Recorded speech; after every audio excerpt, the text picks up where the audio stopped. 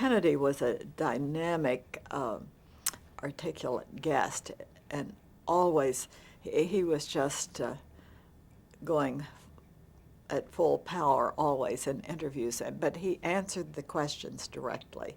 He was very responsive to questions, even if he said that's a silly question, which is what a guest should do. Hubert Humphrey used to do that too. He once told a reporter, that's the silliest question I ever heard, or words to that effect. But Kennedy was he was friendly. He was just, I don't know, he was on the program 8 times, I think 6 of them after I worked for Meet the Press. But you always he was also sort of an image to me in a sense. I didn't really feel I knew him. He knew Lawrence Spivak pretty well. Mr. Spivak had known Joe Kennedy, his father, quite well when Spivak was the publisher of the American Mercury magazine. And that's really how it was his end to knowing the Kennedy boys. And all 3, Jack, Robert, and Teddy, did their first national television interview on Meet the Press when they decided to go into politics, each of them. Jack Kennedy did the first one in 1951 when he was a congressman and had just come back from Indochina, as it was called then, later to become Vietnam. And it's a really interesting transcript to read even today, because he felt that the Vietnamese in the end had to help themselves. In spite of that, after he got into the presidency, he added advisors and personnel to the American forces in Vietnam, and it just, actually Eisenhower started sending advisors, a few advisors to Vietnam, and every president after felt compelled to add to it until we ended up, I think, with 500,000 people there. Could you see a difference in John Kennedy when the camera was off and when it was on? Normally, no. I remember one incident, though, where he denied a quote that had been in a magazine that had his byline on it. And I know Mr. Spivak had read it and had it typed on a little card. He used to have little yellow cards, which he called fact cards, which would have quotations and such. Now, on the air, these are the sort of things that Tim Russer will show. The print actually will be printed on the screen for the viewer. And but anyway, Spivak always had those handy to refer to them in case somebody questioned the thesis of something he had asked. And he read this quote. He said, "You wrote in such and such magazine this," and Kennedy said, "No, I'd never believed that. I didn't say that." And that really infuriated Mr. Spivak at the time. He didn't pursue it too long, as I recall, on the show, because what could he say? He just said he didn't say that, didn't think that.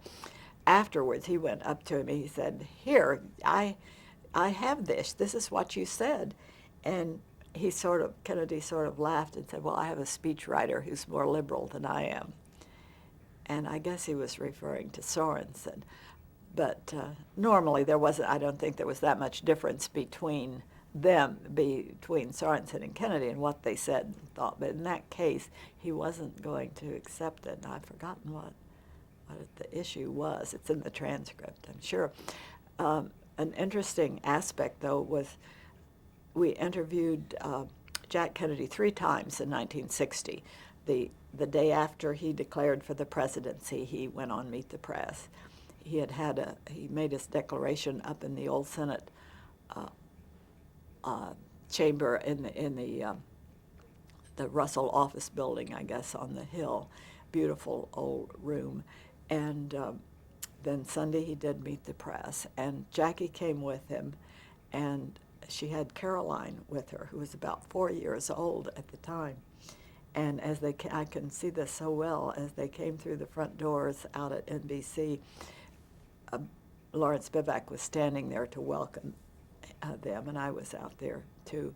and his first words were, "Jackie, you can't bring that child into the studio," which was Mr. Spivak. Everybody who knew him was used to it. And she said, "Oh, Larry, I know, but we'll just sit off someplace to the side." And so she ended up sitting in a control room that wasn't being used, where she could see the program. It was on, I guess she could only see it on video. It wasn't there wasn't a window into the studio. But before air, Mr. Spivak, I guess, felt a little bit ashamed, and he said, "Well, come on in the studio, beforehand," and he let her bring Caroline in. But it's a big studio, as you've seen out at NBC, and at one end of it there was a grand piano that was used by some show. It was away from our set, but so she sat down at the piano bench with Caroline, and they just sat there beforehand. She didn't go up where usually there are a few chairs that a few people sit in a sort of unofficial audience, and she didn't go up there at all. She just sat back at the piano bench with Caroline, and during the show then she went into this extra control room and held her on her lap, and I was really sort of embarrassed, and I wasn't that critical to the operation in the control room at that when the show was on the air, and a couple times during commercials I got up and went in to see if she was okay, and she was sort of holding on to Caroline to keep her from pulling the switches on the control panels. But they had known each other for a long time. The Spivaks had known. In fact, they were invited to their wedding. I think for some reason they couldn't go, but I believe they were invited. And then Jackie also came to a program that we did in the fall of that year. I didn't see her in Los Angeles, but then during the campaign in the fall, I believe it was, she came to one in Milwaukee, and it wasn't really, he wasn't on Meet the Press. He was on one of the other networks, but for some reason we were doing a Meet the Press program with, I think, maybe Hubert Humphrey in the same building. Both shows were originating, and I remember her coming in and being, so she was pregnant at the time, and she just sort of was ignored by by his aides. They were all clustered around him. They weren't paying much attention to her.